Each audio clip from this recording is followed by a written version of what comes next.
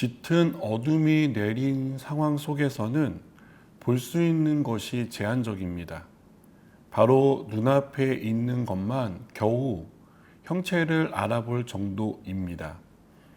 하지만 태양이 떠오르고 빛이 비추면 주변에 무엇이 있는지 선명하게 볼 수 있습니다. 예수님은 세상의 빛으로 오셨습니다. 예수님은 어둠 속을 헤매는 사람들을 비추기 위해 오셨습니다. 이 어둠은 우리의 죄를 상징합니다. 우리가 지은 죄 중에 가장 큰 죄는 불신앙의 죄입니다.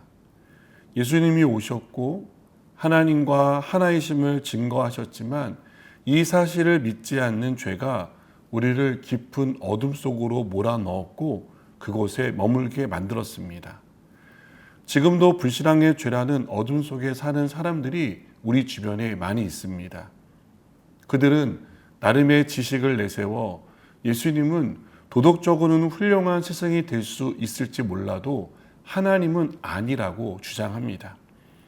과학적 논증과 이성을 통해 어떻게 사람을 신이라고 말할 수 있는지 믿을 수 없다는 반응을 보입니다. 어둠에 갇힌 사람은 빛이 비추어도 그것이 빛인 줄 알지 못합니다. 눈을 감은 사람에게 빛이 비춘다고 해서 그 사람이 어둠에서 벗어날 수 없는 것입니다. 눈을 떠야만 빛이 들어오고 그것을 통해 볼 수 있게 됩니다. 사람들은 내가 믿을 수 있도록 설득해 보라고 말합니다. 그러나 믿음은 설득이 아닙니다. 믿음은 말 그대로 믿어야만 하는 것입니다. 믿으려는 마음이 없으면 아무리 그럴듯한 말로, 논리적인 말로 설득을 한다고 해서 믿음을 가질 수 있는 게 아닙니다. 44절은 예수께서 외쳐 이르시되 나를 믿는 자는 나를 믿는 것이 아니요 나를 보내신 이를 믿는 것이라며 하나님과 하나이심을 드러내십니다. 이 사실을 믿으라는 것입니다.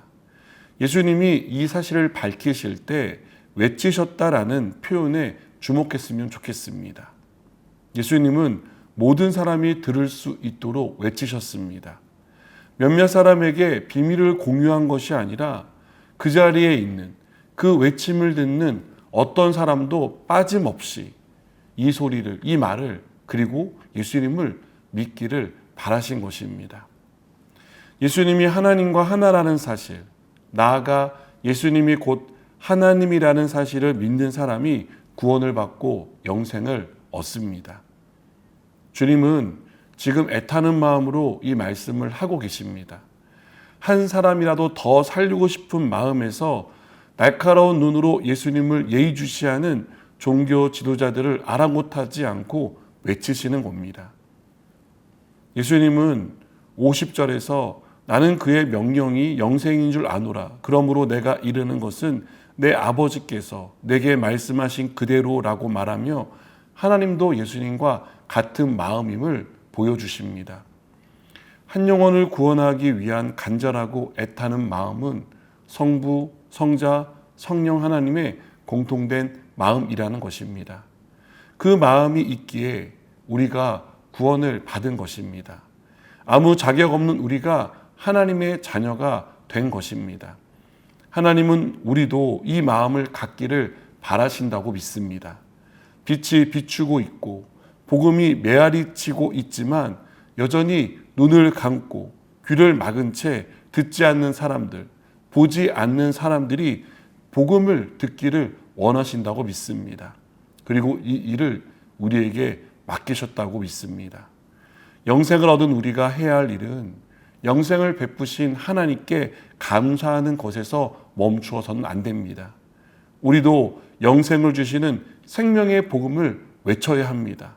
애타는 마음을 가지고 모든 사람이 들을 수 있도록 이 복음을 외치는 저와 여러분이 되기를 바랍니다. 기도하시겠습니다. 주님, 너무나 애타는 마음으로 복음을 외치신 그 주님의 마음을 우리가 깨닫습니다. 이제 우리도 이 마음으로 외치게 하여 주시옵소서. 그리하여 우리 주변에 있는 믿지 않는 사람들이 복음을 듣게 하시고 예수님을 믿는 은혜가 있게 하여 주시옵소서. 예수님의 이름으로 기도드립니다. 아멘.